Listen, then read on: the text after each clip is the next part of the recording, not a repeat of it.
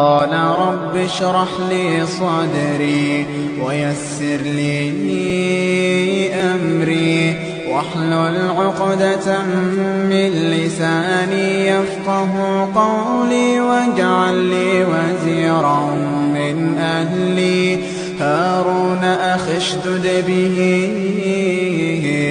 أزري وأشركه في أمري كي نسبحك كثيرا ونذكرك كثيرا إنك كنت بنا بصيرا. قال قد أوتيت سؤلك يا موسى ولقد مننا عليك مرة أخرى إذ أوحينا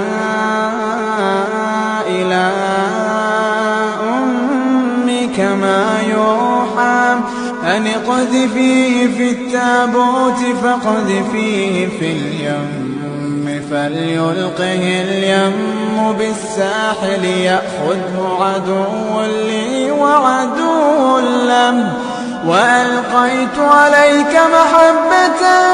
مني ولتصنع على عيني إذ تمشي أختك فتقول هل أدلكم على من يكفله فرجعناك إلى أمك كي تقر عينها ولا تحزن وقتلت نفسا فنجيناك من الغم وفتناك فتونا فلبثت سنين في أهل مدين ثم جئت على قدري يا موسى واصطنعتك لنفسي اذهب أنت وأخوك بآياتي ولا تنيها في ذكري اذهبا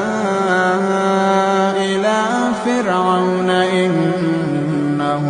طغى فقولا له قولا لينا لعله يتذكر أو يخشى.